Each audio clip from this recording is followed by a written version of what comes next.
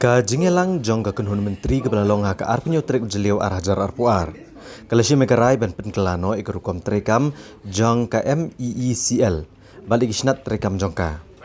Menteri rang ba ke jelau Konrad Kongkal Sangma uloong ba ke sarkar jela kelarai ban piano ya ke kerdan chairman ban managing director jong ke MeECL bat larai ru ban Thung no yo managing director ba Pura jong ke MeECL ubala bandai UIAS new technocrat uba syampang hakaliang kikor teknologi ya ka ba sediat aklenti ke bakhoj ubreu ban long managing director unlong ru managing director jong ke MEPGCL MEPDCL ban MEPTCL Kadbau non-executive chairman jong ke MeECL unde menteri kambording, kadbaki chairman jong ke MEPGCL, MEPDCL, but MEPTCL. Kila abandai chief secretary ne additional chief secretary ne principal secretary kibapet ikatanat boarding. Uloong bahakisan pos nam kibalalej ke MESEB ne ke MeECL kadai kibala penyat di ke officer ke sarkar jela. Kibabat ru ikiwe kitanat. Bat kalong ka ba shibon yaki bakin pelut kambon kapor bat kabor ban peniat ya ka corporation. Bala syami ke negara ne ke benta ka bahakamiat bat ban penjanai ke rukom trekam jong ka corporation berokawai. I had mentioned we have never had a full-time chairman or CMD. And in the past many years, the chief secretary or the principal secretary or other officials have who had other responsibilities have been managing and chairing the board and more importantly managing the day-to-day affairs of the MeECL.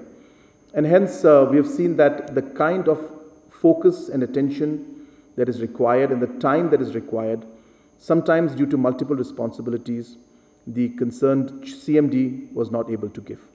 And hence the decision is to have a full-time MD who will act like a full-time CEO and be involved in day-to-day functioning without having any other responsibility. That's number one.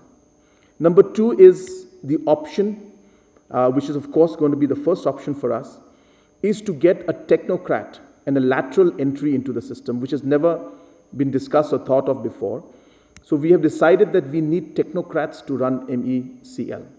So as good as the administrators and the IAS officers may be at administration, there are technical factors that are there in MeECL, which officials or any other individual who does not have experience in the power sector may not have.